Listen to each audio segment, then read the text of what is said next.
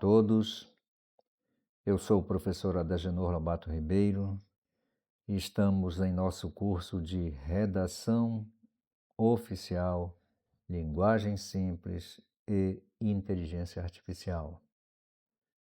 Neste momento vamos falar um pouco sobre linguagem jurídica e linguagem simples, que basicamente é como democratizar o acesso à justiça.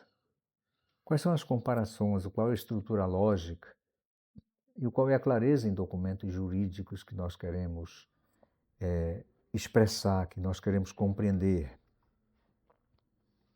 Então, nós podemos começar fazendo uma comparação prática com uma intimação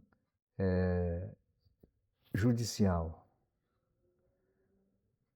Uma versão complexa de uma intimação, ela pode definir algo do tipo: fica Vossa Senhoria cientificada de que nos autos epigrafados foi prolatada sentença de mérito em sede de cognição exauriente, cujo dispositivo, em síntese, julgou procedente o pedido autoral, condenando a parte requerida ao adimplemento da obrigação de dar coisa certa, consistente na entrega do bem móvel descrito na inicial, sob pena de conversão em perdas e danos, tudo nos termos do artigo 461-A do Código de Processo Civil,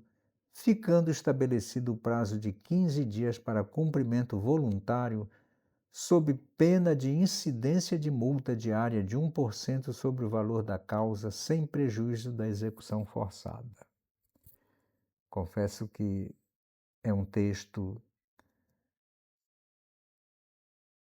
com palavras difíceis, é um texto com uma lógica intrincada, é um texto de difícil compreensão, num primeiro momento, para quem não é da área jurídica.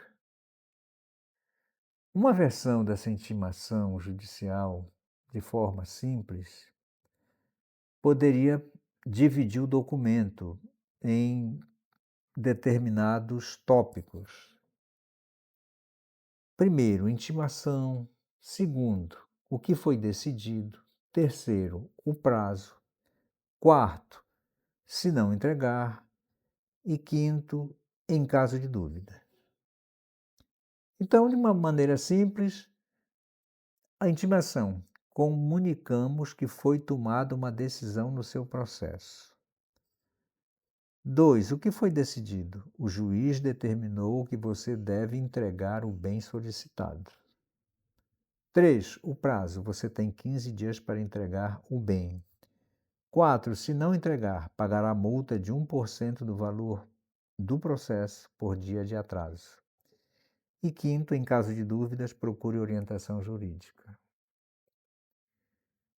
Vejam que a versão em linguagem simples, ela nos coloca a possibilidade de uma compreensão mais imediata do que é que o documento está comunicando, aquele documento de intimação judicial.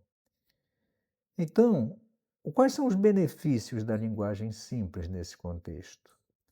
O cidadão compreende exatamente o que deve fazer, em quanto tempo e quais as consequências, facilitando o cumprimento espontâneo da decisão judicial. Então, quando nós escrevemos um documento, nós não estamos escrevendo um documento para o nosso entendimento. É para o nosso entendimento, mas mais importante é para quem ele se destina, que essa pessoa consiga entender a mensagem que está no documento. Não é? Técnicas de simplificação aplicada. Como transformar a linguagem jurídica complexa?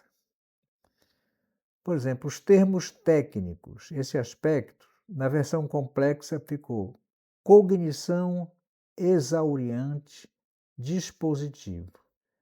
Na versão simples, decisão, o que foi decidido.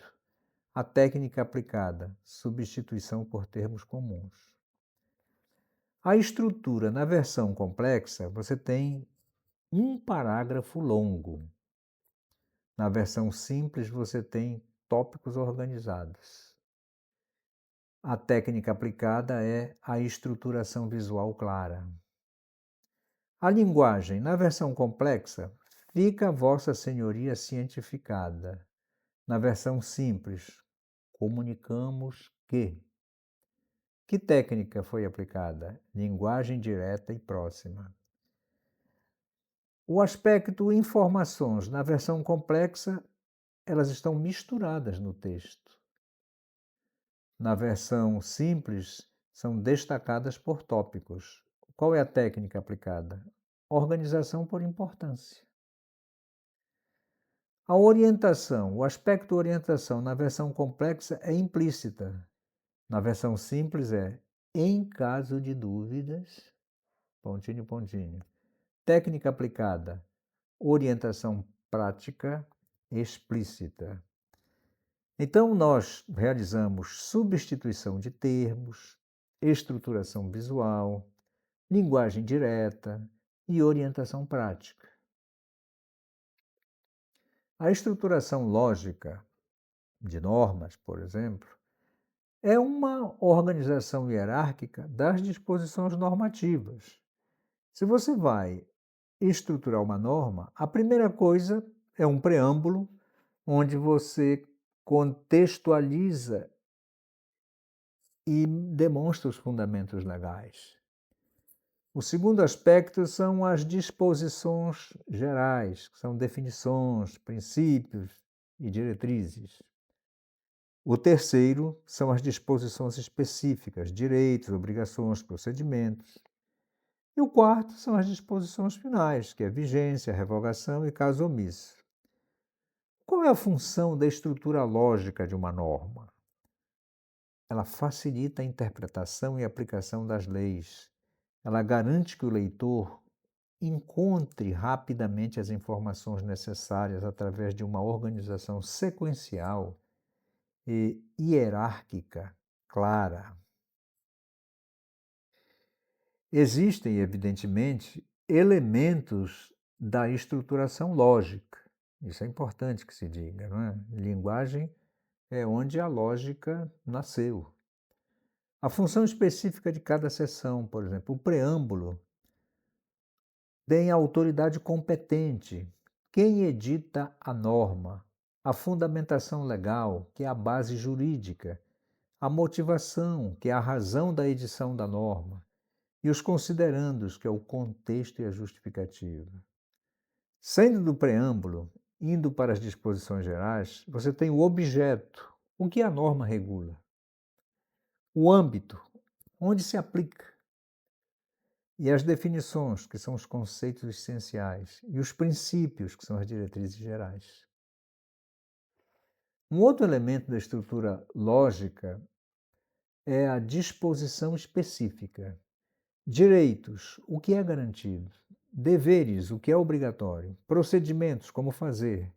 Sugestões, aliás, sanções, são as consequências do descumprimento. E o elemento 4 da estrutura lógica de uma norma são as disposições finais. A vigência, quando entra em vigor, as revogações, normas que deixam de valer, os casos omissos, como resolver as dúvidas, e as disposições transitórias, que são as regras temporárias. Qual é o benefício de seguir uma estrutura lógica? É que essa organização, ela permite que qualquer pessoa localize rapidamente a informação que busca, desde a justificativa da norma até a sua aplicação prática. Bom, então nós temos agora um pouco de informação, um pouco mais de conhecimento sobre algumas características e aspectos de documentos do Poder Judiciário. Vamos olhar um pouco de aplicações de linguagem simples. Por exemplo, numa petição, a finalidade são instrumentos das partes para a comunicação com o juiz. A linguagem simples é explicar claramente o que se pede e por que se pede. Exemplo: solicito que o juiz determine o pagamento da dívida, em vez de requer-se a prolação de decisão condenatória. O termo está correto, mas ele é de domínio da comunidade jurídica. Então é importante que a gente compreenda que a linguagem simples, ela não vem para anular a linguagem existente, mas ela vem para tornar a própria linguagem existente muito mais acessível, muito mais coerente na visão daquele que não é parte daquele campo específico onde se fala aquela linguagem. Nas sentenças, a finalidade é decidir sobre o pedido das partes. A estrutura simples é um relatório, o que aconteceu, fundamentação, por que decidiu, e dispositivo, o que foi decidido. Por exemplo, condeno o réu a pagar 5.000 porque ficou provado que causou o dano. Veja o quanto a linguagem foi direta, o quanto foi específica, o quanto foi objetiva e o quanto é clara. Em acórdãos, por exemplo, a finalidade são decisões de tribunais colegiados. A linguagem